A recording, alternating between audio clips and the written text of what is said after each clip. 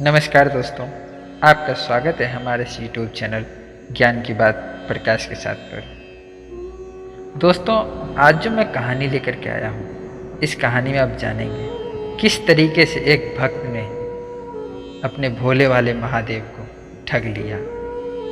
दोस्तों, उससे पहले कहना चाहेंगे, अगर चैनल को सब्सक्राइब नहीं करें तो सब्सक्राइब कर लें और कमेंट में हर हर महादेव लिख दें, क्योंकि मैं ऐसे ही भक्ति में कहानी और कथाएँ आपके लिए रोज़ लेके आता हूँ। तो दोस्तों, आपका ज़्यादा समय नहीं लेते हुए कहानी शुरू करते हैं। दोस्तों, ये बात बहुत पुरानी है। रामपुर नामक एक गांव था, जिस गांव में एक अंधी बुढ़िया रहती थी। वह भोले बाबा की परम भक्त थी। आँखों से भले ही दिखाई नहीं देता, परंतु वह सुबह शाम भोले बाबा की बंदगी में मगन रहती थी। भोले बाबा बुढ़िया की भक्ति से बड़े प्रसन्न हुए। उन्होंने सोचा, यह बुढ़िया नित्य हमारा स्मरण करती है, परंतु बदले में कुछ नहीं मांगती। भक्ति का फल तो उसे मिलना ही चाहिए। ऐसा सोचकर भोले बाबा एक दिन बुढ़िया के सम्मुख प्रकट हुए तथा बोले, माई, तुम हमारी सच्ची भक्त हो।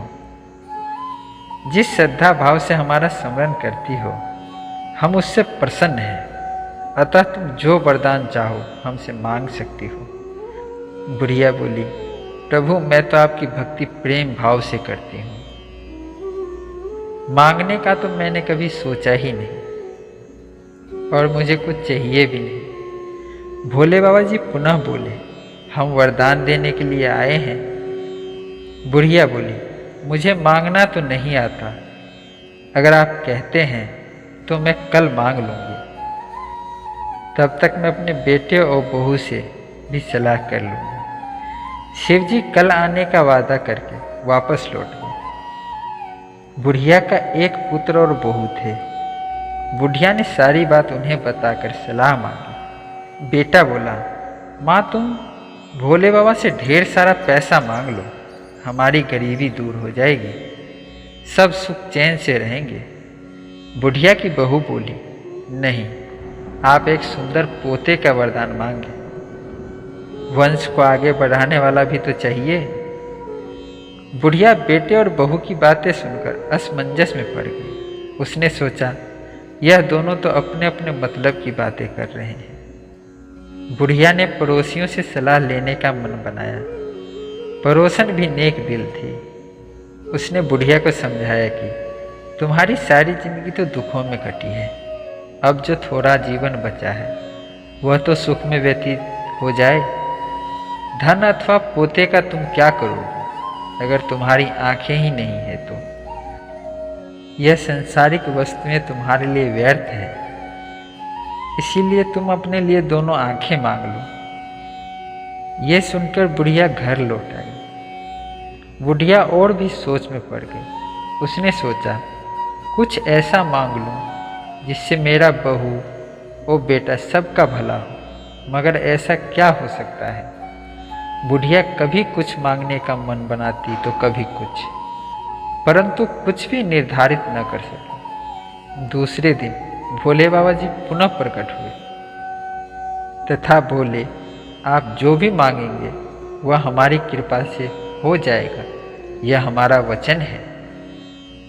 भोले बाबा के पावन वचन सुनकर बुढ़िया बोली, यदि आप मुझसे प्रसन्न हैं तो कृपया मुझे मन इच्छा वरदान दीजिए। मैं अपने पोते को सोने के गिलास में दूध पीते देखना चाहती हूँ। बुढ़िया की बातें सुनकर भोले बाबा जी उसकी सादगी और सरलता पर मुस्कुरा दिए। भोले बाबा बोले, तुमने तो मुझे ठग लिया है। मैंने तुम्हें एक वरदान मांगने के लिए बोला, परंतु तुमने तो एक वरदान में ही सब कुछ मांग लिया। तुमने अपने लिए लंबी उम्र तथा दोनों आंखें मांग ली है। बेटे के लिए धन मांग लिया, बहू के लिए पुत्र मांग लिया, और ढेर सारा पैसा होगा तभी तो वह सोने के गिलास में दूध पिएगा। पोते को देखने के लिए तुम जिंदा रहोगी, तभी तो देख पाओगी। अब देखने के लिए दो आंखें भी देनी ही पड़ेगी। फिर भी वह बोले, जो तुमने मांगा है वे सब सत्य होगा।